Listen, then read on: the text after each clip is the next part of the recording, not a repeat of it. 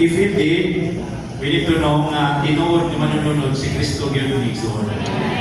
Siya yun itugyanan sa amahan sa tanan na. So kita, we are joint heirs with Christ. Masig ka manununod na niya. And if indeed, we suffer with Him, that we will also be glorified with Him. So, point out sa speaker, can he suffer with Him? We should not suffer on our own. Now, dili ta mag-antos ka lang sa ato kang kaugalingon. Nagkapanahon nag-antos pa ta, pero tungkol na po sa atong kaugalingon. Pero, ang ingon dili, we suffer with Him.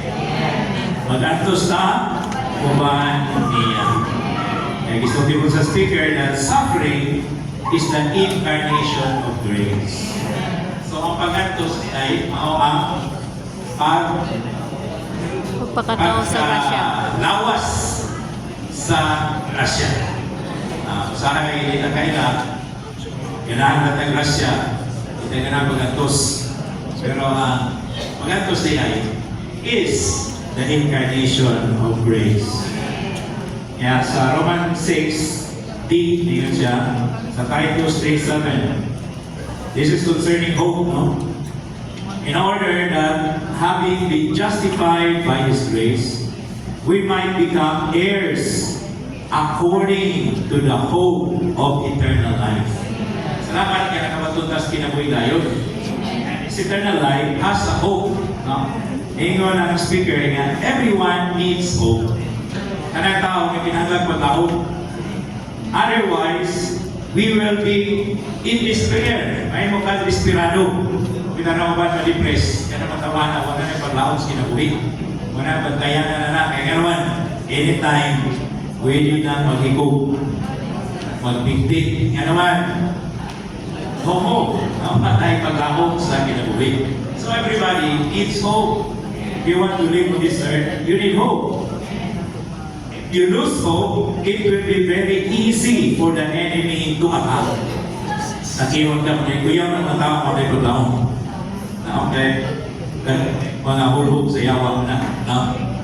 So today, we are like babies that give so much hope to our Father. Na ato kamahan po, doon na siya ipaglaong nato na Igsoon. So, salamat sa Ginoo. Nga kining kinabuhi dayon ang paglaong ani mao nga mahimayan ta. Now, ang human life dili man gyud siya bulungtan sa dayon. Muna nga ang hope sa eternal life kaning mga bata. Na una ka kami yung continuation. Right? Kung naay bata, malipay ta. Nga naman, masaya pag nagkita, matapos na ta.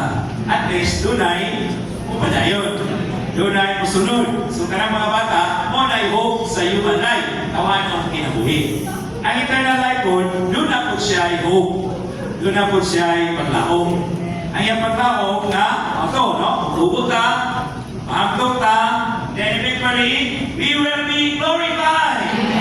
No? May maya ta, and on that stage, we will also become heirs. Nahimong punta ng mga manununod sa Diyos. And join heirs with Christ. Amen.